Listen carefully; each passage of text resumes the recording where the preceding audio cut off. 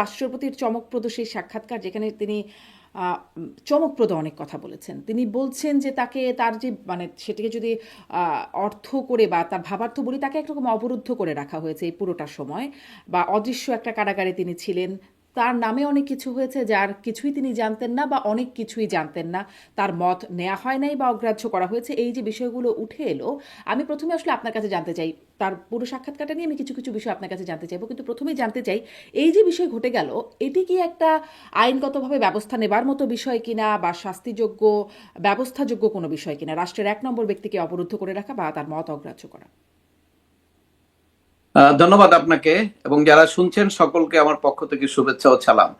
দেখুন, আমি যখন রাষ্ট্রপতির একটা আদেশ জারি করা হলো, জুলাই সনদ সংবিধান সংশোধন 2025 আদেশ, তখন থেকে কিন্তু আমি বলছিলাম যে রাষ্ট্রপতির এই আদেশের জারির ক্ষমতা নাই, তবে উনি রাবার স্ট্যাম্প রাষ্ট্রপতি এবং ওনার হয়তো নিজস্ব কোনো ক্ষমতা কারণে এই সমস্ত ওনাকে দিয়ে করানো হচ্ছে।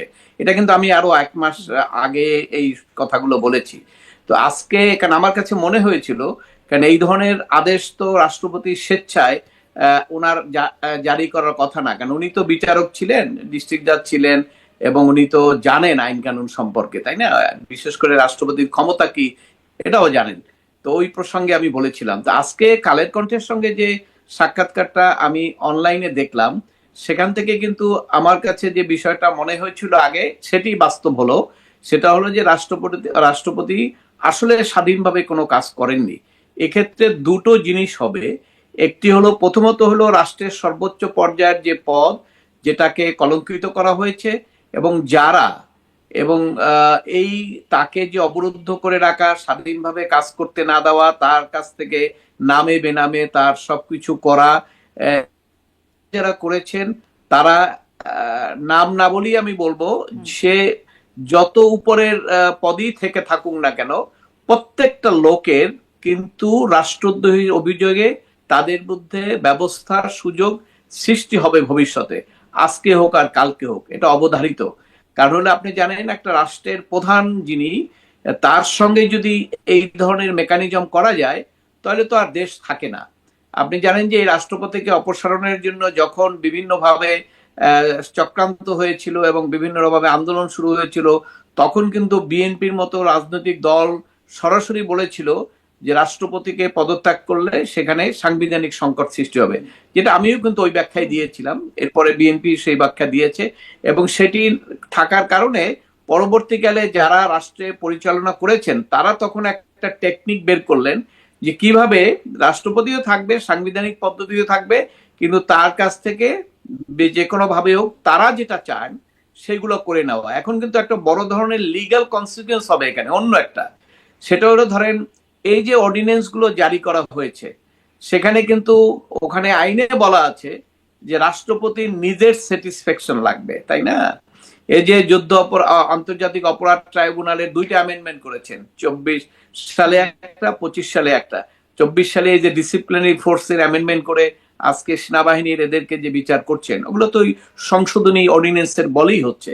তাহলে এখন এই অর্ডিন্যান্স যদি রাষ্ট্রপতি স্বেচ্ছায় নিজের স্যাটিসফ্যাকশনে যদি অর্ডিন্যান্স জারি করে না থাকেন, তাহলে কিন্তু একটা লিগ্যাল কনসিকুয়েন্স হবে।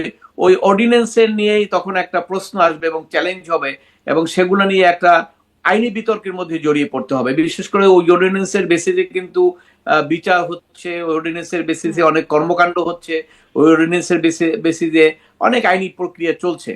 এই জায়গাগুলো কিন্তু একটা নতুন করে অনেকগুলো প্রশ্ন, অ্যাডভোকেট মঞ্জুর মোর্শেদ, আপনার কথা থেকে অনেকগুলো প্রশ্ন আসছে। শেষেরটা দিয়ে শুরু করে আপনি বলছেন আইনি বিতর্ক, 133টার মতো এরকম অর্ডিন্যান্স হয়েছে। তার মধ্যে আপনি বললেন আইসিটির যে সংশোধন, বা ধরেন জুলাই যোদ্ধাদের দায়মুক্তি দেওয়ার অধ্যাদেশের মতো গুরুতর যে বিষয়গুলো আছে, সবই আছে। আপনি বলছেন আইনি বিতর্ক। এই বিতর্কটা তুলবে কে? এটি তো একরকম স্পষ্ট হলো যে তিনি অবরুদ্ধ ছিলেন, তার কথায় স্পষ্ট হলো যে তার মতকে অগ্রাহ্য করা হয়েছে, বা আপনি যেটি বলছিলেন স্বাধীনভাবে মত দিতে তিনি পারেন নাই, সেই যে জায়গাগুলো স্পষ্ট হলো, তাহলে এই বিতর্কগুলো এখন তুলবে কে? বা আপনি যেই বলছেন আইনি কনসিকুয়েন্স আছে, কনসিকুয়েন্সটা কি হবে? দেখুন, বিতর্ক তুলবে কে, এই প্রশ্ন তো আর করার দরকার হয় না, কারণ আপনি তো বিতর্ক তো আমরা এখানে করছি অলরেডি। একটু আগে আপনার আর একটা চ্যানেলে আমি গিয়েছিলাম, সেখানে তো একই প্রশ্ন। এবং এটা আপনার দেখবেন যে কালকে সারাদিন ব্যাপী এবং আজকেও আলোচনা শুরু হয়ে গেছে এবং এই বিতর্ক চলছে, এটা কেউ তুলতে হয় না। আচ্ছা, তাহলে কি কতগুলো এই জিনিস আছে। অর্ডিন্যান্সগুলো বাতিল হয়ে যেতে পারে? না, তা আমি বলছি না, আমি বলছি যে বিতর্ক সৃষ্টি হয়েছে। এখন এই ক্ষেত্রে যে বিষয়টা আসবে সেটা কিন্তু এই সব অর্ডিন্যান্স যে এই যারা এখন প্লেস হবে, তো সব অর্ডিন্যান্সই যে অপ্রয়োজনীয় বা এই ধরনের বিতর্কের মধ্যে ব্যাপার তা না। কারণ অর্ডিন্যান্স করার যে অর্ডিন্যান্স মেকিং পাওয়ার আর্টিকেল 93-তে যে দেওয়া আছে, সেখানে সুনির্দিষ্টভাবে বলা আছে যে প্রয়োজনে, বিশেষ প্রয়োজনে এবং রাষ্ট্রপতি যদি স্যাটিসফাইড হন, দুটো শব্দ কিন্তু। অর্থাৎ এখন যে অর্ডিন্যান্স গুলো করা হয়েছে সেখানে প্রয়োজন এবং স্যাটিসফ্যাকশন। এখন স্যাটিসফ্যাকশনটা উনি কিন্তু সবকিছু যে উনি স্যাটিসফাইড না হয়ে করেছেন তা কিন্তু না। কারণ উনি কিন্তু কোনো কোনো অর্ডিন্যান্স হয়তো ওনার স্যাটিসফ্যাকশন আছে। এখন এগুলো বর্তমান যারা ক্ষমতায় আছেন তারা নিশ্চয়ই অর্ডিন্যান্স গুলো যাচাই বাছাই করবেন এবং যাচাই বাছাই করে দেখবেন যে এখানে রাষ্ট্রপতির সেই সম্মতি ছিল কিনা। ইভেন কি তারা কনসাল্টও করতে পারেন, কারণ আইন মন্ত্রণালয় কিন্তু কনসাল্টও করতে পারেন রাষ্ট্রপতির সঙ্গে যে মহামান্য রাষ্ট্রপতি, আপনার এই যে অর্ডিন্যান্স গুলো, এগুলোর মধ্যে কোনগুলোর ব্যাপারে আপনার সরাসরি সম্মতি এবং আপনার স্যাটিসফ্যাকশন ছিল, এবং সেই অনুসারে সেগুলা প্লেস হতে পারে। যদি এখন সেটা হলো রাষ্ট্রপতি একটা। বলেন, যেমনটা তিনি তার সাক্ষাৎকারে বললেন, যদি তিনি বলেন যে না আমার এই পার্টিকুলার অধ্যাদেশের ব্যাপারে স্যাটিসফ্যাকশন ছিল না বা আমাকে জানানো হয় নাই, তাহলে কি সেটা বাতিল হয়ে যেতে পারে? অবশ্যই রাষ্ট্র একটা আইনের কথা তো তাই, তাই না? আইনের কথা তো হলো ওনার স্যাটিসফ্যাকশন লাগবে এবং উনি স্বেচ্ছায় করেছেন। তাই এখন যদি তার সঙ্গে কনসাল্ট করার পরে যদি উনি এইরকম একটা বক্তব্য বলে যে এই অর্ডিন্যান্সটা আমি তো স্বেচ্ছায় দেই নাই বা আমি এটা স্যাটিসফাইডও ছিলাম না, এটা প্রসেস করে ওই অন্তর্বর্তীকালীন সরকার তারা কাগজ পাঠিয়ে দিয়েছে, অ্যাজ ইউজুয়ালি আমাকে সাইন করতে হয়, আমি সাইন করেছি, এই কথাটা বলার সাথে সাথে নিশ্চয়ই তখন আইন মন্ত্রণালয়ের পক্ষ থেকে এটা ধরে নেওয়া হবে যে এটা লিগ্যালিটি এবং লিগ্যাল ফোর্স আর নাই, তখন সেটা তারা প্লেস করবেন না। এটা একটা পদ্ধতি হতে পারে। আর একটা পদ্ধতি আছে, সেটা ওনারা যদি নাও করেন, এটা ধরেন পার্লামেন্টে প্লেস হলো, আইন হয়ে গেল, কিন্তু আইন হয়ে যাওয়ার পরে আইন চ্যালেঞ্জ করার তো সুযোগ রয়ে গেছে। ভবিষ্যতে বিভিন্ন ক্ষেত্রে বিভিন্ন সময় এই সমস্ত অর্ডিন্যান্স গুলো আদালতে চ্যালেঞ্জ হবে। কারণ আমার কোনো মামলার প্রয়োজনে যদি হয় তখন সেখানে আমরা চ্যালেঞ্জ করতে পারি। আইসিটির যে ট্রায়াল চলছে সেখানে আসামি পক্ষ এটা তারা যদি কেউ এগ্রিভ হয়ে থাকেন এই অর্ডিন্যান্সের কারণে, তারা ওটা চ্যালেঞ্জ করতে পারেন। এই যে দেখেন এখানে অর্ডিন্যান্স মেকিং পাওয়ারটাই তো প্রপারলি হয় নাই, আইন তো চ্যালেঞ্জ করা যায় যে কোনো সময়, তো ওই প্রক্রিয়াও একটা যাবে। এখানে দুটো জিনিস হবে, একটা হলো সরকারও সতর্কভাবে চিন্তা ভাবনা করে এটা একটা স্ক্রুটিনাইজ করতে পারেন, আর এটা না হলেও পরবর্তীকালে একটা লিগ্যাল যে ফাইট আইন হয়ে যাওয়ার পরেও সেগুলোও একটা ভবিষ্যতের পথ ওপেন থাকবে। এবং সেটিও আমার মনে হয় যে একটা সময় কেউ না কেউ যে কোনো প্রক্রিয়া এগুলো আলোচনায় আসবে। জি। কারণ হলো যে আলোচনায় আসার মতো সূত্র তো তৈরি হয়ে গেছে, কাজে এটা তো আলোচনায় আর আপনি দাবিয়ে রাখতে পারবেন না। জি, স্পষ্ট, মানে এটা যে এর যে কোনো কনসিকুয়েন্স হতে পারে সেখানে, সেটা এখন বোঝা যাচ্ছে যদি কোনো কেউ চ্যালেঞ্জ করে এই বিষয়গুলোতে। আপনি বলছিলেন যে তাকে রাবার স্ট্যাম্প রাষ্ট্রপতি বানিয়ে রাখা হয়েছে বা তার মানে তার সাক্ষাৎকারও যেটি আসছে, এটিকে আপনি বলছেন রাষ্ট্রদ্রোহী অপরাধ। এই অপরাধের জন্য জি, অপরাধী কে হবেন? এটা খুব সোজা কথা। কারণ আপনি দেখবেন যে তার যে ক্ষমতা, অর্থাৎ রাষ্ট্রপতির স্বাধীন কর্মকাণ্ডের উপরে এই অন্তর্বর্তীকালীন সরকারের যারা যারা হস্তক্ষেপ করেছেন, এর মধ্যে একটা জিনিস কিন্তু উনি সাক্ষাৎকারেই বলে দিয়েছেন যে আমাকে অপসারণ করার জন্য একজন প্রধান বিচারপতির কাছে ওই দুই একজন উপদেষ্টা এবং একজন গিয়েছিলেন। তাহলে ওনারা তার মধ্যে অভিযুক্ত হয়ে যাচ্ছেন, কারণ ওনাকে অপসারণের জন্য বেআইনিভাবে তারা একটা কনস্পিরেসি করেছিল, এটা তো ওনার বক্তব্যের মধ্যেই চলে আসছে। কাজে এখানে আমি নাম বলবো না, কিন্তু এখানে অনেক একদম টপ লেভেল থেকে অনেকেই এখানে জড়িয়ে যেতে পারেন। তবে এখনই যে আজকেই যে কিছু হয়ে যাবে বা কালকেই কিছু হয়ে যাবে তা না। তবে এটা আমাদের মনে রাখতে হবে, বাংলাদেশ সব সম্ভবের দেশ, এবং এই যে রাষ্ট্রপতির উপরে যে বল প্রয়োগ, রাষ্ট্রপতির কার্যক্রমে হস্তক্ষেপ, এগুলো তো রাষ্ট্রদ্রোহীর অভিযোগ। কারণ রাষ্ট্রের প্রধান কর্মকর্তাকে যদি আপনি কাজে বাধা সৃষ্টি করেন এবং তার উপরে যদি বল প্রয়োগ করেন, এই রাষ্ট্রদ্রোহিতার অভিযোগগুলো আজকে না হোক, 10 বছর পরে হোক, 5 বছর পরে হোক, একদিন না একদিন আসবে। এবং আমার বিশ্বাস, যেহেতু বাংলাদেশের সব সম্ভবের দেশ এবং বাংলাদেশও এটি এক সময় এই সমস্ত কর্মকাণ্ড যারা করেছেন তারা আইনের আওতায় আসবেন, এটা আমি আইনজীবী হিসেবে মনে করি যেটা নিশ্চয়ই হবে, কারণ আমাদের ওই রকম ইনস্ট্যান্স আমাদের জুডিশিয়াল হিস্ট্রিতে আছে। আপনি বলছেন একজন উপদেষ্টা গেছেন, রাষ্ট্রপতি বলেছেন, রাষ্ট্রপতি এটাও বলেছেন যে প্রধান উপদেষ্টা সংবিধান অনেক কিছুতেই সংবিধান লঙ্ঘন করেছেন, তার কাছে যাবার কথা থাকলেও, মানে বিদেশ সফর শেষে তার সাথে সাক্ষাৎ করবার কথা থাকলেও তিনি করেন নাই। এই যে বিষয়গুলো একদম খোদ প্রধান উপদেষ্টা করলেন বা তাকে অবজ্ঞা করিয়ে এই বিষয়গুলো করে গেলেন, এর জন্য কি তাকেও এই অভিযোগে অভিযুক্ত করা যেতে পারে? আমি তো আগেই বলেছি যে সে যেই হোক, আপনার কথা হলো যে রাষ্ট্রপতিকে রাষ্ট্রপতির কাজে বাধা দেওয়া, সেখানে আপনার ও যেই হোক, সে আর্মি চিফ হোক, সে উপদেষ্টা হোক, প্রধান উপদেষ্টা হোক, নাইলে আপনার একজন আইনজীবী হোক, যেই হোক না কেন, বা একজন সাংবাদিক হোক, এটা আমি বলছি যেই হোক, সেটা অবশ্যই তদন্ত সাপেক্ষে অভিযোগটা আসতে হবে, অভিযোগটা ফাউন্ডেড হইতে হবে, এবং সেটার প্রমাণ থাকতে হবে। এবং এই সমস্ত বিষয়গুলোর উপরে ভবিষ্যতে নিশ্চয়ই উনি যে সাক্ষাৎকারটা দিয়েছেন, এটা আরো হয়তো ইলাবোরেট সাক্ষাৎকার ভবিষ্যতে আসবে, তাই না? তো তখন বিষয়গুলো আরো ব্যাপকভাবে জানা যাবে। তবে একবার এটা একটা নিশ্চিত আমি বলতে পারি, হ্যাঁ, এটা আমি একবার একটা নিশ্চিত বলতে সাক্ষাৎ পারি। হয়েছিল, সাক্ষাৎকার দিয়েছিলেন, যেটা নিয়ে আপনার সাথে আমি এই অনুষ্ঠানে আগেও কথা বলেছিলাম যে প্রথম তার যে সাক্ষাৎকারটা মানব জমিনে আসলো, যেটা নিয়ে অনেক আলোচনা হলো, সমালোচনা, তারপরে তো তিনি একদম তাকে পদত্যাগে বাধ্য করা, অপসারণ করা, সেই চাপগুলো শুরু হলো যে সাবেক প্রধানমন্ত্রীর পদত্যাগপত্র তিনি পান নাই, এই যে বক্তব্যটা, তারপরে যত কিছু হলো হইচই। এখন তার এই সাক্ষাৎকারের পরে এটিরও কি এমন কোনো কনসিকুয়েন্স আপনি দেখতে পান? না, এখন ধরেন কনসিকুয়েন্স দেখতে পাওয়ার, উনি তো আগেই বলে দিয়েছে যে নির্বাচনের পরে আমি আর এই পদে থাকতে চাই না, এই সাক্ষাৎকার কিন্তু চলে আসছে, তাই না? এটা আপনি যদি কোনো পদে থাকতে চান, তখন আপনি কনসিকুয়েন্স চিন্তা করবেন। উনি তো থাকতেই চাচ্ছেন না, এখানে কনসিকুয়েন্স কি আছে? ওখানে সরানোর তো কিছু নতুন করে কোনো প্রয়োজন নাই, তাই না? উনি তো নিজেই বলে দিয়েছেন থাকবেন না। এখন শুধুমাত্র আমাদের সংসদ বসবে, সংসদ বসার পরে স্পিকার নির্বাচিত হবে, এবং স্পিকার নির্বাচনের পরে রাষ্ট্রপতি নির্বাচন নিশ্চয়ই বিএনপি চাইবে, কারণ যে দলই ক্ষমতায় আসে সেখানে কিন্তু উনি যখন পদত্যাগ করবে, তখন বিএনপি কিন্তু রাষ্ট্রপতি নির্বাচন করে তাকে রাষ্ট্রপতি নির্বাচিত করবেন। এটা তো খুব স্বাভাবিক প্রক্রিয়া। আর উনি পদত্যাগ করলে, স্পিকার নির্বাচিত হওয়ার আগ পর্যন্ত করলে, সেটা একটা জটিলতা হবে যে কে দায়িত্ব নেবে। আমার মনে হয় যে উনি সেটাই হয়তো অপেক্ষা করবেন, যে স্পিকার নির্বাচিত হয়ে যাওয়ার পরেই উনি যদি পদত্যাগ করেন, যেটা উনি আগে বলেছেন, তাহলে স্পিকার দায়িত্ব নিবে, তাই না? সেক্ষেত্রে তার কোনো সমস্যা নাই, এবং তারপরে রাষ্ট্রপতি নির্বাচিত হবে। তো উনি তো এখন ওনার তো উনি যেটা যেভাবে বলেছেন, তাতে ওনার তো হারাবার কিছু নাই, তাই না? উনি তো আগে সেটা বুঝে শুনি কথাগুলো বলেছেন, এবং এই যে কথাগুলো যে বলেছেন, এর জন্য অবশ্য ওনাকে ধন্যবাদ। কারণ অনেকে তো অনেক কথা বলে না, অনেকে অনেক কথা চেপে যায়, তাই না? তো এই যে উনি যে কথাগুলো বলেছেন, এটি আমি মনে করি যে আমাদের দেশের জন্য ভালো হলো। কারণ আমরা সবাই জানতে পারলাম যে আলটিমেটলি বাংলাদেশে কি হলো, এগুলো আমাদের ভবিষ্যৎ। কারণ ইতিহাস তো কোনো সময় আপনার চাপা থাকে না, প্রকৃত ইতিহাস কিন্তু চলে আসে, এবং ইতিহাসের আলোকে অভিজ্ঞতা নিয়েই কিন্তু আমাদের কাজ করতে হয়। অতএব উনি যেটা এটা বলেছেন, আমি মনে করি যে উনি খুব ভালো কাজ করেছেন। এটা অনেকেই আশঙ্কা করছিল, আমি আইনজীবী হিসেবে তো প্রকাশ্যেই বলে দিয়েছিলাম, অনেকবারই বলেছি উনি স্বাধীনভাবে এটা কাজ করতে পারেন না, এভাবে করার কথা না।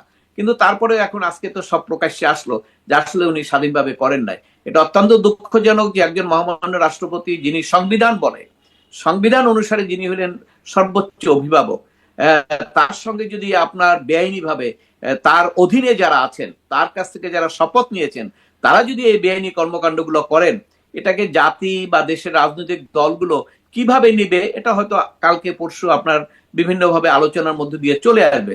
তবে আমি একজন আইনজীবী হিসেবে, একজন নাগরিক হিসেবে মনে করি যে এটি নিশ্চয়ই কেউ যেন এটাকে অ্যাভয়েড না করেন, এবং এটা যেন কোনোভাবে চাপা পড়ে না যায়। এটা নিশ্চয়ই যেন যথাযথ প্রক্রিয়ায় এটার একটা প্রতিকার যেন আসে, সেটাই আমার প্রত্যাশা থাকবে। তার মানে অনেকগুলো আইনি বিষয় রয়ে যাচ্ছে এখন, এই রাষ্ট্রদ্রোহিতা যারা করলো তাদেরও একটা বিচারের মুখোমুখি হতে পারে, এবং যে অধ্যাদেশগুলো জারি হয়েছে সেগুলোর মধ্যেও যেগুলো রাষ্ট্রপতির আসলেই কনসেন্ট নেওয়া হয় নাই বা মতামত নেওয়া হয় নাই, স্বাধীনভাবে মত প্রকাশ করা হয় নাই, সেগুলোর ক্ষেত্রেও একটা লিগাল কনসিকুয়েন্স হতে পারে। দেখা যাক সামনে কি হয়, নিশ্চয়ই তখন আপনার কাছ থেকে এই বিষয়গুলো শুনবো। আরও দু একটি বিষয় আছে আলোচনার জন্য। আন্তর্জাতিক অপরাধ ট্রাইব্যুনালের চিফ প্রসিকিউটরের পদ থেকে তাজুল ইসলামকে সরিয়ে দেওয়া হয়েছে। আমি আসলে এই প্রশ্নটা করতে চাই যে তাকে নিয়োগ দেওয়ার সময় একটা সমালোচনা ছিল যে তিনি আসামি পক্ষের আইনজীবী ছিলেন আগে, তিনি এখন চিফ প্রসিকিউটর হিসেবে মানে নিয়োগপ্রাপ্ত হয়েছিলেন, তাকে সেই নিয়োগটি দেওয়াই হলো কেন?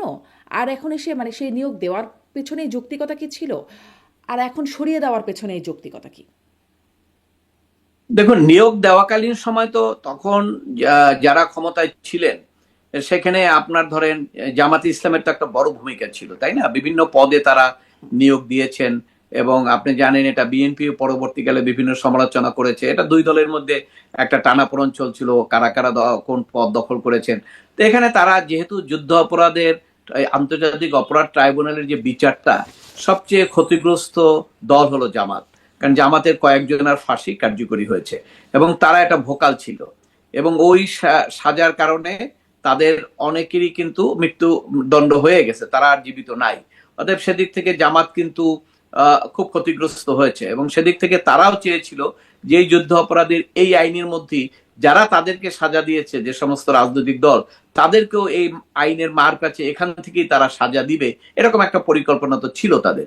এবং সেই কারণে হয়তো ওই পদে নিয়োগের ক্ষেত্রে যাকে নিয়োগ দেওয়া হয়েছিল, তার অবশ্য বিএনপি তখন আপত্তি করেন নাই, কারণ হলো যে ওনারও তো যোগ্যতা আছে, কারণ উনি ট্রাইব্যুনাল সম্পর্কে ভালো মামলা করছেন। যদিও যারা অভিযুক্ত, যাদের সাজা হয়েছে, তাদের একটা পয়েন্ট রয়ে গেছে, সেটা তারা সবসময় বলে আসছে, এখনো বলে আসছে, যে যিনি প্রসিকিউটর উনি তো এই যুদ্ধাপরাধীর এখানে আসামিদের পক্ষের আইনজীবী ছিলেন, এবং সেই কারণে ওনার উপরে বলা হচ্ছে যে সেই কারণে প্রতিহিংসা পরায়ণ হয়ে এই আমাদেরকে শাস্তি দেওয়া হচ্ছে। এটা কিন্তু একটা রাজনৈতিক বক্তব্য ওনারা দিয়ে আসছেন সাজা হওয়ার পর থেকে, প্রথম থেকে, যেটা একটা ফেয়ার ট্রায়াল না। সেই কারণে যেহেতু ওনারা ওখানে ছিলেন, সেটা কিন্তু আলোচনার মধ্যেই ছিল সবসময়। তো এখন ওই নিয়োগের পরে বর্তমানে কেন আসছে, এটা আবার একটা অন্য প্রসঙ্গ।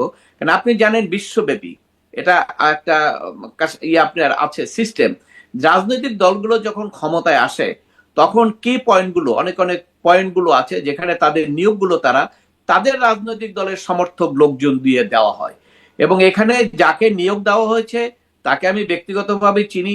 ঢাকা কোর্টে যে ট্রায়াল করার যে আইনজীবী, 8-10 হাজার আইনজীবী কিন্তু ওখানে প্র্যাকটিস করে, কিন্তু আপনি যদি একদম এক্সপার্ট ট্রায়াল লয়ার খোঁজেন, তাহলে কিন্তু সর্বোচ্চ 10 জন যদি পান, তার মধ্যে 3-4 জনের মধ্যেই কিন্তু আমিনুল ইসলামের নাম আছে, এবং উনি অনেক ট্রায়াল করেছেন। অভিজ্ঞতার দিক থেকে কিন্তু এটা ফার্স্ট চয়েস, এটা খুব কম পাওয়া যায়। অর্থাৎ সেদিক থেকে বিএনপি যখন ক্ষমতায় এসছেন, অর্থাৎ বিএনপি তো চাইবে তাদের সাপোর্টারদের কি এই সমস্ত জায়গায় বিভিন্ন, যেমন অ্যাটর্নি জেনারেল কিছুদিনের মধ্যে হয়তো পরিবর্তন হয়ে যাবে, যেটা শুনছি, এই সমস্ত জায়গায় পরিবর্তন হয়, এটা একটা আপনার বলতে পারেন এটা একটা কাস্টম, সব দলই করে এটা সবসময়। সেই হিসাবেই এখানে ওনারা যেহেতু এসছেন ক্ষমতায়, ওনারা এখানে ট্রাইব্যুনালে এই প্রসিকিউটরকে চেঞ্জ করেছেন। হয়তো অন্য যে নিয়োগ, সেটা হয়তো প্রসিকিউটরের চয়েসে বা সরকারের ইচ্ছায় আরো হয়তো এখানে যারা আছেন সেখানে হয়তো চেঞ্জ হতে পারে। এটা আপনার আপনি এই চেঞ্জের ফলে এই যে আমরা বলি রাজনীতি মুক্ত করা বা রাজনৈতিক প্রভাব মুক্ত করার যে একটা বিষয় আমরা সবসময় দাবি করি, এভাবে রাজনৈতিক নিয়োগ দেয়া হলে সেটি কি সম্ভব হবে? না, কারণ রাষ্ট্র যারা পরিচালনা করবে তাদেরকে তো আপনার রাষ্ট্র পরিচালনার দায়িত্ব যখন দিয়েছেন, তারা যদি তাদের লোক দিয়ে পরিচালনা না করে, তাহলে তো তাকে আপনি দায়িত্ব বলতে পারবেন না যে তুমি ব্যর্থ হয়েছো কি সফল হয়েছো, তাই না? সে তো আমি করি নাই। অতএব এটা একটা বিশ্বের সমস্ত দেশেই আছে, এবং বাংলাদেশের আগের সময়গুলোও আপনি দেখবেন যে সবসময় এটি হয়ে আসে। যেমন অ্যাটর্নি জেনারেল যে সরকার যখন আসে তখন এটা চেঞ্জ হয়ে যায়। এটাও তো এই যুদ্ধ অপরাধীর বিচারের আন্তর্জাতিক অপরাধ ট্রাইব্যুনালেও আওয়ামী লীগ যখন ছিল, তাদের ইচ্ছা মতো তখন তারা প্রসিকিউটর নিয়োগ করেছে, তাই না? আবার চেঞ্জ হওয়ার পরে এটা বিএনপি আসছে, তারাই করবে। এটা খুব একটা ব্যতিক্রম কিছু না, এটাই স্বাভাবিক এবং এইটাই হয়ে থাকে। বলছিলেন স্বাভাবিক, এবং আপনি যেটি বললেন যে দক্ষ এবং যোগ্য ব্যক্তি যাকে নিয়োগ করা হয়েছে, ফলে এটি একটা আশার ব্যাপার যে যোগ্য ব্যক্তিকে নিয়োগ করা হয়েছে। আমরা যখন ওই আন্তর্জাতিক অপরাধ ট্রাইব্যুনালের প্রসিকিউটর থাকাকালীন সময়ে বেশ কয়েক মাস আগে তাজুল ইসলাম তিনি বলেছিলেন যে বিচারে হ্রাস করতে হচ্ছে, স্বাভাবিকভাবে করা যাচ্ছে না, কারণ সরকার পরিবর্তন হয়ে গেলে এই মামলা এই গতিতে চলতে নাও পারে বা বাধাগ্রস্ত হতে পারে। এই যে হ্রাস করা হলো এই বিচারগুলোতে, একে তো আপনি বললেন যে একটা রাজনৈতিক সমালোচনা আছেই যে তারা আসামি পক্ষের আইনজীবী ছিলেন তাজুল ইসলাম, আর একটা হচ্ছে যে হ্রাস করা হলো। এই প্রশ্নগুলো যে পরবর্তীতে এমনিতেই নানান প্রশ্ন থাকে রাজনৈতিক মামলার ক্ষেত্রে, এই প্রশ্নগুলো সামনে এই বিচারের বিচারকে প্রভাবিত করে ফেলতে পারবে, যদিও রায় হয়ে গেছে যেগুলো, সেগুলো বদলে যেতে পারে। যুদ্ধাপরাধীদের ক্ষেত্রে যেমন দেখেছি পরবর্তীতে সব বাতিল হয়ে গেছে, যাদের রায় কার্যকর হয়ে ওঠে নাই তাদের ক্ষেত্রে। না, স্বাভাবিক। আপনি যদি বলেন যে যুদ্ধ অপরাধীর বিচার যাদের হয়েছে, ফাঁসি হয়ে গেছিল, পট পরিবর্তনের পরে সে ফাঁসি তো খালাস হয়ে গেল, তাই না? পট পরিবর্তনের পরে এমপিও হয়ে গেছে। তো বাংলাদেশে যে কোনো পট পরিবর্তনের পরে অনেক কিছু হয়ে যেতে পারে, এটা নট আনলাইকলি। তবে আপনার এই যে একটা প্রশ্ন এসছে, সেটা হলো যে এই পরিবর্তনের কারণে কোনো প্রভাব পড়বে কিনা। দেখুন, একটা প্রভাব সেটা হলো যে যে বিচারগুলো চলছে সেই বিচারগুলোর ক্ষেত্রে হয়তো ধরেন চিফ প্রসিকিউটর যে মামলাটা করত, কালকে ধরেন ডেট আছে, ওই জায়গাটা হয়তো চিফ প্রসিকিউটর যে এসছেন ওনার তো ফাইলটা দেখতে হবে, উনি হয়তো কালকে 2 দিনের টাইম নিতে পারেন, এইটুকু পরিবর্তন হতে পারে। আর প্রসেস তো ওটা তো একটা প্রসেস, ওই প্রসেসের মধ্যে তো এই অ্যাপয়েন্টমেন্ট, নতুন অ্যাপয়েন্টমেন্টের কোনো এফেক্ট হবে না, কারণ ওখানে তো বিচারকরা বিচার করছেন। এবং সেক্ষেত্রে ওই একটা কথা আছে যে জাস্টিস হারিস জাস্টিস বাড়ির, এটা কেন বলা হয়? কারণ হলো যে যখনই আপনি খুব দ্রুত করতে যাবেন, এটা শুধু বিচারের ক্ষেত্রে না, আপনি যখন খুব ধরেন আপনি বেরোয় আপনি অফিসে যাচ্ছেন, আপনি যদি দ্রুত করেন আপনার কিন্তু একটা পা ফসকে পড়ার সম্ভাবনা আছে, একটা অ্যাক্সিডেন্ট করার সম্ভাবনা আছে। আপনি যখন রান্না করবেন খুব দ্রুত যদি করতে চান, যে কোনো একটা মশলা লবণ কম হতে পারে, এটা খুব স্বাভাবিক। ওই একই ধরনের কথা এখানে বিচারের ক্ষেত্রেও যখন তড়িঘড়ি করবেন, সেক্ষেত্রে ন্যায় বিচার বিঘ্নিত হতে পারে। এটা হলো আমাদের ক্রিমিনাল জুরিসপ্রুডেন্সের অত্যন্ত সেটেল কথা। এবং সেইটাই হয়তো তাজুল ইসলাম সাহেব ওই সময় বলেছেন যে তড়িঘড়ি করতে হচ্ছে, কারণ ওনাদের তো একটা জাতিকে বলতে হচ্ছে, অন্তর্বর্তীকালীন সরকার, যে আমরা একটা বিচার করে একটা সাবেক প্রধানমন্ত্রীকে ফাঁসি দিয়েছি। এটা তো একটা ক্যাম্পেইন তাদের, এটা একটা বড় ক্যাম্পেইন ছিল, করেছেন। এখন এটার ফেট কি হবে, ভবিষ্যৎ কি হবে, সেটা তো ধরেন শুধু এই ট্রাইব্যুনালের রায়ের পরে এটা এপিলে যাবে। এপিলে যাওয়ার পরে ওখানে অনেক কিন্তু ওই যে অর্ডিন্যান্সের কথা বললাম, তারপরে এখানে জাস্টিস হারিট জাস্টিস বাড়িট হবে কিনা, তারপরে এখানে বিচার প্রক্রিয়ার মধ্যে আরো অনেক আইনগত ব্যাখ্যা আছে, সেটা তো আইনজীবী যারা নিয়োজিত হবেন তারা নিশ্চয়ই সেখানে দেখবেন, কারণ বিচার করার এই যে ক্ষমতাটা এই আইনজীবী যারা নিয়োজিত হবেন তারা অনেক কিছু দেখবেন। একটি এই দেখার মতো একটি বিষয়ে প্রশ্ন তুলেছেন আন্তর্জাতিক খ্যাতিসম্পন্ন সাংবাদিক ডেভিড বার্গম্যান, যিনি আমাদের বিচার বিভাগ বা বিশেষ করে যুদ্ধাপরাধের ট্রাইব্যুনাল, আন্তর্জাতিক অপরাধ ট্রাইব্যুনাল নিয়ে তিনি অনেক কাজ করেন, তার বিশ্লেষণ আছে। তিনি বলছেন যে 1 বছর বেশি সময় ধরে গ্রেপ্তার হয়ে অনেকে আছেন, যার মধ্যে আছেন সাবেক বিদ্যুৎ ও জ্বালানি উপদেষ্টা তৌফিক ইলাহি চৌধুরী। তিনি 81 বছর বয়সী, তিনি 1 বছর বেশি সময় ধরে তিনি গ্রেপ্তার হয়ে আছেন, কারাগারে আছেন। এবং তার মতো আরও আছেন তিনি যাদের নাম উল্লেখ করে ফেসবুকে স্ট্যাটাস দিচ্ছেন, দীপু মনি আছেন, ফারুক খান, কামাল আহমেদ মজুমদার, শাহজাহান খান, গোলাম দস্তগীর গাজী, ফজলে করিম চৌধুরী, বিচারপতি শামসুদ্দিন মানিক, ইনাদের নাম তিনি উল্লেখ করছেন যে 1 বছর বেশি সময় ধরে তিনি আছেন। এবং ট্রাইব্যুনালের আইন অনুযায়ী তিনি বলছেন তার ব্যাখ্যায় যে 1 বছরে তদন্ত শেষ করার একটা বাধ্যবাধকতা আছে। যদি না হয় তাহলে বিশেষ পরিস্থিতি ব্যতিরেকে আসামিদের জামিন দিতে পারে ট্রাইব্যুনাল, আইনের ধারাটাও তিনি উল্লেখ করছেন। এই বিশেষ পরিস্থিতি কি, সেটি কোনো রকম বিশেষ পরিস্থিতি ব্যাখ্যা করা হয়নি, কিন্তু ইনারা জামিন পান নাই। 1 বছরের বেশি সময় ধরে এনারা অপরাধের তদন্ত শেষ না হলেও তারা আটক আছেন।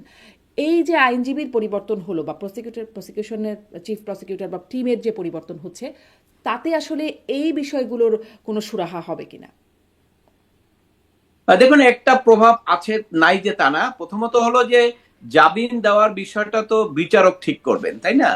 আর এখানে বিচারক ঠিক করার ক্ষেত্রে দুটো জিনিস, একটা হলো আসামি পক্ষ জামিনটা কত স্ট্রংলি চাচ্ছে, আর প্রসিকিউশনের পক্ষ থেকে কত স্ট্রংলি অপোজ করা হচ্ছে। তো সেই ক্ষেত্রে কিছুটা এফেক্ট হয়। যদি প্রসিকিউশনের পক্ষ থেকে জামিনের ক্ষেত্রে একটু নরম সুর বা নরম মনোভাব দেখানো হয়, সেক্ষেত্রে বিচারকরা অনেক ক্ষেত্রে জামিন দিতে স্বাচ্ছন্দ্য বোধ করেন। আর যদি খুব ভেহেমেন্টলি অপোজ করেন, সেক্ষেত্রে অনেক ক্ষেত্রে বিচারকরা সেইটাকেই গুরুত্ব দেন। কারণ আমরা অনেক সময় দেখেছি যে এই জামিনের ক্ষেত্রে বিচারকরা এইভাবে আপনার সিদ্ধান্ত নেন। এখন আন্তর্জাতিক অপরাধ ট্রাইব্যুনালের ক্ষেত্রে নতুন প্রসিকিউটর আসার পরে প্রসিকিউশনের পক্ষে জামিনের আবেদন বা এই যে বিষয়গুলো এসছে, সেগুলোর কি হবে ভবিষ্যৎ, এটা আসলে অ্যাডভান্স বলা যায় না। তবে এটা সঙ্গে সরকারের একটা সিদ্ধান্তের ব্যাপার ওতপ্রোতভাবে জড়িত। কারণ প্রসিকিউটর তো অবশ্যই সে কোর্ট অফিসার, কোর্টকে সে সহযোগিতা করবেন, আইনের ব্যাখ্যাটা সঠিকভাবে দিবেন। কিন্তু যেহেতু সরকারের একটা সিদ্ধান্তের ব্যাপার থাকে, অল প্রসিকিউটর এবং অ্যাটর্নি জেনারেল অফিস বা ডিস্ট্রিক্ট কোর্টের যারা পাবলিক প্রসিকিউটর থাকে, পিপি, সবারই উপরে সরকারের একটা নির্দেশনা থাকে। অনেক অনেক আসামিকে দেখবেন সরকার খুব সিরিয়াস, অর্থাৎ সেক্ষেত্রে তার সরকারি লয়ারকে নির্দেশনা দেওয়া হয় এমন ভাবে কাজ করবে যাতে কোনোভাবেই বেরোতে না পারে, যাতে রিমান্ড হয়। আবার অনেক অনেক ক্ষেত্রে তারা একটু রিলাক্টেন্ট থাকে যে ঠিক আছে এটা হইলেও তেমন কিছু নাই। তো সেই রকম ব্যবস্থা বা সেই রকম প্রক্রিয়া কি হবে না ভবিষ্যতে, সেটা অবশ্য অ্যাডভান্স বলা যায় না। এটা যখন হবে তখনই হয়তো আমরা দেখতে পাবো বা কমেন্ট করতে পারবো। আচ্ছা, তার মানে আসলে সরকারের মনোভাবের উপরে অনেকটাই নির্ভরশীল যে জামিন হবে কি হবে না, বা বিচারও কোন দিকে যাবে হয়তো সামনে আপনি বলছেন দেখতে পাবেন। একটা বিষয় আমরা দেখলাম যে স্বরাষ্ট্রমন্ত্রী বললেন যে 1006টি মামলা প্রত্যাহারের অনুমোদন দিয়েছে, সেটি ওই ফ্যাসিস্ট সরকারের আমলে তিনি যেটি বলছেন 17 বছর ধরে বিরোধী দলের নেতাকর্মীদের বিরুদ্ধে দায়ের করা যে মামলাগুলো, তার মধ্যে 1006টি মামলা প্রত্যাহারের অনুমোদন দেওয়া হয়েছে। 1 সপ্তাহ হয় নাই সরকার গঠনের, এই এত দ্রুত এতগুলো মামলা সেটি হয়রানিমূলক মামলা হিসেবে চিহ্নিত হয়ে গেল এবং সেগুলো বাতিলের জন্য বলা হলো, প্রত্যাহারের অনুমোদন দেওয়া হলো। এটি আসলে কিভাবে দেখছেন আপনি?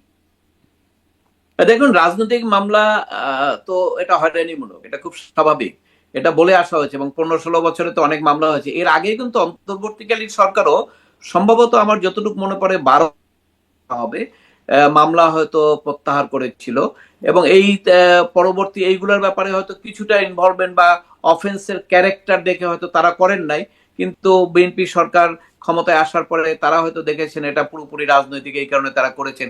এই কালচারটা আগেও আছে, সরকার পরিবর্তন হলে আজকে যে মামলাগুলো হচ্ছে, এই যে রাজনৈতিক মামলা যেগুলো আছেন, আবার দেখবেন সরকার পরিবর্তন হলে পরে এই রাজনৈতিক মামলা কিন্তু থাকবে না, তখনও আবার হাজার হাজার মামলা প্রত্যাহার হয়ে যাবে।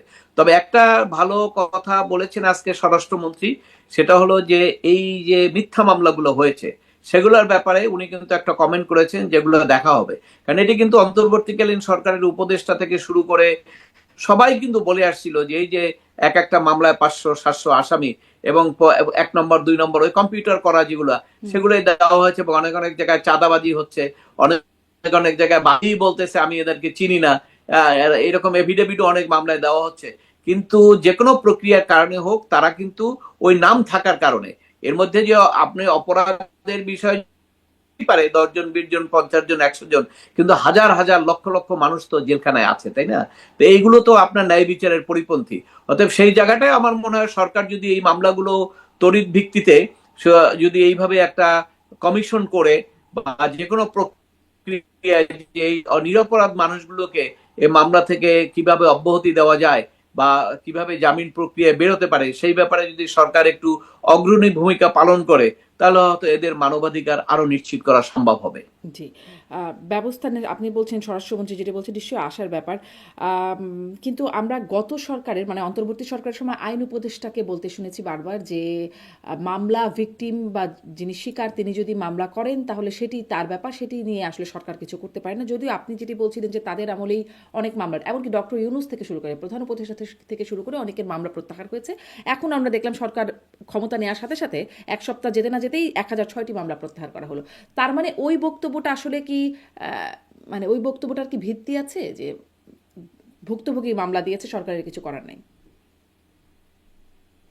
না, দেখুন, যেহেতু একটা চাপ আছে, এবং সবাই বিশেষ করে সংশ্লিষ্ট আইনজীবী থেকে ওরা করে সামাজিক যোগাযোগ মাধ্যম, আপনাদের মিডিয়া, সব জায়গায় এই জিনিসগুলা খুব স্পষ্টভাবে চলে এসছে যে মিথ্যা মামলায় আটক, তখন তাদের একটা মানে ডিফেন্সের জন্য, যে তারা যে ভালো লোক সেটা দেখানোর জন্য তারা বলেছে যে হ্যাঁ মামলা তো মিথ্যা হয়েছে, কিন্তু বাদী করছে, আমরা কি করব। কিন্তু বাদী করলেও সেখানে তাদের করার ছিল, এবং তাদের যে করার ছিল না তা না, সেটা তারা করতে পারতেন, কিন্তু তারা তো সেটা এনজয় করেছে। এবং আপনি জানেন যে এই তাদের ওই বক্তব্যটা, আইন উপদেষ্টার বক্তব্যটা সঠিক না এই কারণে, কারণ আপনি জানেন যে যখন একজন ইয়েতে গাজীপুরে সম্ভবত একজনকে গ্রেপ্তার করা হলো, এবং উনি কিন্তু সেইটা কমেন্ট করলেন ফেসবুকে যে সে ন্যায় বিচার পাবে শীঘ্রই, এবং সাথে সাথে তাকে করো, কিন্তু সেখানে কিন্তু চাঁদাবাজির একটা মামলা ছিল, তাই না? তো এইরকম সেখানে কিন্তু ওনাদের কমেন্টের পরে সাথে সাথে ওই বাতাস তো বোঝা যায় যে সরকার কি চায়, তখন বিচারকরাও ওই তাড়াতাড়ি বসে তাড়াতাড়ি জামিন দিয়ে করুন, চেক অ্যান্ড ব্যালেন্স করেন। কারণ এখানে আপনার ওই যে মব ভায়োলেন্সের একটা সূত্র তো থাকেই, কারণ আপনি যদি সাথে সাথে জামিন না দেন, তাহলে ওখানে কোর্টেই তো থ্রেট দেওয়া হচ্ছে, জ্বালিয়ে দেবে, পুড়িয়ে দেবে, এবং এগুলো তো দিচ্ছে, তারা দিয়েছে আগে, তাই না? তো সেই কারণে ওই সমস্ত ভয়ভীতির কারণে ওই জিনিসগুলো হয়েছে। কিন্তু তারা যে বলেছেন যে তাদের কিছু করার ছিল না, এটা ঠিক না, কারণ তারা তো একটা কমিশন গঠন করতে পারতেন, এবং তারা কিন্তু প্রত্যেকটা ক্ষেত্রেই এই মামলাগুলো বিশ্লেষণ করতে পারতেন। স্বরাষ্ট্র মন্ত্রণালয় বসে বিশ্লেষণ করলে এটাও এফআইআর দেখলেই বোঝা যায় যে আসলে কারা এখানে দোষী কারা দোষী না, তাই না? সেই রকম সুযোগ ছিল, কিন্তু তারা কিন্তু সেটা করেন নাই, বরঞ্চ তারা রেজাল্ট এনজয় করেছেন। অর্থাৎ তাদের বিপক্ষে যারা, যে সরকারকে তারা অপসারণ করেছেন, তাদেরকে তারা অ্যানিমি মনে করেছেন এবং তাদের সাপোর্টার করেছেন, এবং সেই কারণে তারা যদি জেলখানায় থাকে, বন্দী থাকে, তাদের মানবাধিকার লঙ্ঘন হয়, তা সেটা তারা এনজয় করেছেন, এবং সেই কারণেই তারা কিছু করেন নাই। এবং তারা বরঞ্চ এইভাবেও একটা প্রত্যক্ষ পরোক্ষভাবে এমন একটা সিস্টেম প্রচলিত করা হয়েছিল যে বিচারকরা 5ই আগস্টের মামলা ও শুনবেন না। এটা হাইকোর্টে আমি আগেও বলেছি, আমি নিজেই এক মামলায় গিয়েছিলাম, 5ই আগস্টের গণনা আমি শুনবো না। কিন্তু এই কথাগুলো কিন্তু এমনিতে আসে নাই, এটা উপর লেভেল থেকে মেসেজ ছিল, এবং সেই মেসেজ থাকার কারণেই কিন্তু হয়েছিল। কারণ উনি যদি শুনতেন, শুনলেই জামিন দিতে হতো, এবং জামিন দিলে ওনার উপরে যে আবার পরের দিন আক্রমণ হতো না, এটি তো নিশ্চিত করে কেউ বলতে পারে না। এই জন্য ওনারা অ্যাভয়েড করেছেন। ওই ক্ষেত্রে আমি বিচারকদেরও দোষ দেই না, কারণ তারাও তো একটা আনঅ্যাভয়েডেবল সার্কামস্টেন্সের মধ্যে ছিল। এই যে মব ভায়োলেন্স তৈরি করে টোটাল বিচার বিভাগকে যে আপনি ভয়ভীতির মধ্যে ঢুকিয়ে দিয়েছেন, যার কারণে কিন্তু তারা স্বাধীনভাবে এখনো বিচার করতে পারছে না। যদিও সরকার পরিবর্তন হওয়ার পরে এখন কি হয়, সরকার এই মব ভায়োলেন্সের ব্যাপারে কি পদক্ষেপ নেন, একটা মব হলে পরে ইমিডিয়েটলি এগুলো দেখার পরে হয়তো ওই অন্তরে যে ভয়গুলো আছে সেগুলো হয়তো কিছুটা দূর হতে পারে। জি, অনেক ধন্যবাদ। আর একটা বিষয়ে রাষ্ট্রপতির আলোচনাতে একটা বিষয় মিস হয়ে গেল, এটা একটু মানে বলছিলাম যে কথা বলবো। রাষ্ট্রপতি তার সাক্ষাৎকারে এক জায়গায় বলছেন যে ওই যে রাষ্ট্রপতিকে অপসারণের আন্দোলনের প্রসঙ্গে কালের কণ্ঠ থেকে প্রশ্ন করা হলো যে কে বা কাদের নেতৃত্বে ওই আন্দোলন হয়েছিল, কেনই বা আপনার প্রতি আক্রোশ ছিল তাদের। রাষ্ট্রপতি বলছেন 22 অক্টোবর 2024 বঙ্গভবন ঘেরাও হলো, অমুকের দল তমুকের দল, মঞ্চ, ঐক্য, কত কি রাতারাতি সৃষ্টি, এগুলো একই টাইপের লোকজন, সব বিভিন্ন ফোরামে বিভিন্ন নামে। কোথায় তারা এত টাকা পেল? এই যে খোদ রাষ্ট্রের 1 নম্বর ব্যক্তি এরকম প্রশ্ন করছেন, এই প্রশ্নগুলোর মানে এর উত্তর কি খোঁজা হবে? মানে এই প্রশ্নগুলোর নিশ্চয়ই একটা ভ্যালিডিটি আছে। 1 নম্বর ব্যক্তি এই প্রশ্নটা করছেন, মানে এটিরও কি কোনো একটা আইনগত জায়গায় যাওয়া পৌঁছানো সম্ভব কিনা বা হবে কিনা? না, যে বললাম আপনাকে, যদি কোনো সরকার না করুক, ভবিষ্যতের যে কোনো সরকারও করতে পারে, সেই সুযোগ থাকবে। এবং সেই প্রশ্ন যদি আসে, তাহলে সেক্ষেত্রে যারা এই আন্দোলন করেছেন, অপসারণ করার চেষ্টা করেছেন, একটা হলো রাজনৈতিক মতাদর্শের কারণে পদত্যাগ চাই, সেটা ভিন্ন কথা। এটা কিন্তু আপনার এটাকে বেআইনি বলা হয় না। রাজনৈতিক মতাদর্শ রাজনৈতিক দলগুলো বলতেই পারে সরকারের পদত্যাগ চাই। কিন্তু যখন আপনি জোর করবেন একজন সাংবিধানিক পদকে অপসারণের জন্য, আপনি যদি বেআইনি প্রক্রিয়ায় সমবেত হন এবং সেখানে তাকে যেভাবে আপনার যে শব্দগুলো ব্যবহার করা হয়েছে বা যেভাবে প্রেসার ক্রিয়েট করেছেন, এমন একটা সিচুয়েশন করা হয়েছিল যাতে সে পদত্যাগ করতে বাধ্য হয়, তাকে মানসিক চাপ দেওয়া হয়েছিল, ওই বিষয়গুলো কিন্তু আপনার যখন তদন্ত হবে তখন ওই বিষয়গুলো আসবে। কারা করেছে তখন নিশ্চয়ই সেখানে সবগুলো জিনিস আসবে। তবে ওই সময় কিন্তু বিএনপির পক্ষ থেকে কিন্তু তারা স্পষ্ট বলেছেন যে এটি অসাংবিধানিক হবে, কারণ সাংবিধানিক শূন্যতা সৃষ্টি করা ঠিক হবে না। এবং তারা যথার্থই বলেছিলেন, কারণ এই সাংবিধানিক শূন্যতা হলে তখন এইটি নিয়ে কিন্তু ভবিষ্যৎ এই যে আজকে নির্বাচন থেকে বলেন সবকিছুই কিন্তু মধ্যে পড়ে যেত। এবং কেউ কেউ চেয়েছিল ওই রকম একটা সুযোগে রাষ্ট্রপতি হয়ে যেতে চেয়েছিলেন। এটা তো আমরা পত্রপত্রিকায় দেখেছি, তাই না? এইরকম সংবাদও আমরা শুনেছি যে ওই পদেও কেউ কেউ যেতে চায়, অতএব কারো মনোবাসনা ছিল এবং সেই জন্যই তো অনেকে চেষ্টাও করেছিল। যাই হোক, সেটা আলটিমেটলি যেহেতু হয় নাই, এখন প্রশ্নটা এসছে। অতএব একটা অন্যায় কাজ যদি হয়, বেআইনি হয়, সেটা রাষ্ট্রের পক্ষ থেকে সেটা অ্যাড্রেস করা উচিত। যদি অ্যাড্রেস না করে, তাহলে বেআইনি কাজ, অন্যায় কাজ ভবিষ্যতে আরো রিপিটেড হবে। জি, ওই যে বিএনপি তখন আসলে এটাকে এই চক্রান্ত রুখে দিয়েছে বা প্রতিবাদ করেছে, তাদেরকে সমর্থন দেয় নাই, এবং তারপরে রাষ্ট্রপতি বললেন যে 3 বাহিনীর প্রধান তারাও বেশ শক্তভাবে তাকে সমর্থন দিয়েছেন। এখন আর একটা জায়গায় এই মানে বাহিনীগুলোতেও বেশ রদবদল হচ্ছে। আমি সেনাবাহিনীর কথা একটু আলোচনা প্রথমে আনি নিয়ে, যে ডিজিএফআই প্রধান থেকে শুরু করে বেশ কিছু পদে রদবদল হলো। এটি আসলে আপনি নিজেও একজন সাবেক সেনা কর্মকর্তা, আপনি আসলে এই রদবদলকেও কীভাবে দেখছেন? এটিও কি ওরকমই যে বিচার বিভাগে আপনি যেমন বলছিলেন সরকার বদলের সাথে সাথে কিছু রদবদল, এই রদবদলগুলোকেও কি সেভাবেই ব্যাখ্যা করবেন, নাকি এর ভিন্ন মাত্রা আছে? না, আমি সাবেক সেনা কর্মকর্তা না। আমি সাবেক সেনা কর্মকর্তা না, কখনো সেনাবাহিনীতে ছিলাম না। তাই? আচ্ছা, ভুল এটা হলো আপনার, এটা এটা একটা regular work, regular routine work. কারণ হলো আপনি জানেন সরকার পরিবর্তন হওয়ার পরে সরকারের তো পলিসি আছে না, সরকারের পলিসিগুলো কার্যকরী করার জন্য সরকার তার সিলেক্টিভ লোকই তো অ্যাপয়েন্ট করবে। এদের সচিব 3 জন আজকে বদলি হয়ে গেল, তাই না? এই সমস্ত সেট আপগুলোই আস্তে আস্তে চেঞ্জ হবে, ভাইস চ্যান্সেলর চেঞ্জ হবে। এগুলো একটা রুটিন ওয়ার্কই বলতে পারেন, এবং এটা অ্যাজ ইউজুয়াল, এটার মধ্যে কোনো ব্যতিক্রম কিছু নাই। এটা যখন সরকার পরিবর্তন হয় সেই সরকার এসে করে। ইভেন কি আমরা তত্ত্বাবধায়ক সরকার যখন এসেছিল তাদেরকেও আমরা দেখেছি যে এই সমস্ত পরিবর্তনগুলো তারা করেছে। কারণ যারা সিটে থাকবে, যারা রাষ্ট্র পরিচালনা করবে, তাদের চয়েস অনুসারে, তাদের সেট আপ অনুসারে তো তারা কাজটা করবে, অন্যের সেট আপে তো তারা কাজ করবে না। কাজে এই স্বাভাবিক কর্মকাণ্ড এটাকে আমি মনে করি। এবং আরো রদবদল হবে, সব জায়গায় রদবদল হবে, কারণ রদবদল ছাড়া তো বিএনপি তারা যেভাবে রাষ্ট্র পরিচালনা করতে চায় সেটা কিভাবে করবে? এটা আগে যখন আওয়ামী লীগ ক্ষমতায় আসছে তারাও রদবদল করেছে, যখন আপনার এরশাদ সাহেব ক্ষমতায় আসছে তারাও রদবদল করেছে। এটা একটা নর্মাল একটা প্রক্রিয়া এবং এটা হয় সবসময় পরিবর্তন হলে। জি, একদমই তাই দেখা যাচ্ছে যে স্বরাষ্ট্রমন্ত্রী বলছেন পুলিশেও কিছু রদবদল হবে, সচিবদের ক্ষেত্রেও, সিনিয়র সচিবদের ক্ষেত্রেও রদবদল দেখা যাচ্ছে। দেখা যাক এই রদবদলে আসলে কেমন প্রভাব পড়ে। সরকারের কেবল অল্প কিছুদিন হলো, সামনে তাদের কাজ কেমন হয় সেই বিষয়ে আপনাদের সাথে কথা বলবার সুযোগ হবে। অনেক ধন্যবাদ অ্যাডভোকেট মনজিল মোরশেদ, আপনার সাথে কথা বললাম, অনেকটা সময় আপনি দিলেন। আপনাকে ধন্যবাদ। দর্শক আপনাদের সবাইকে অনেক ধন্যবাদ।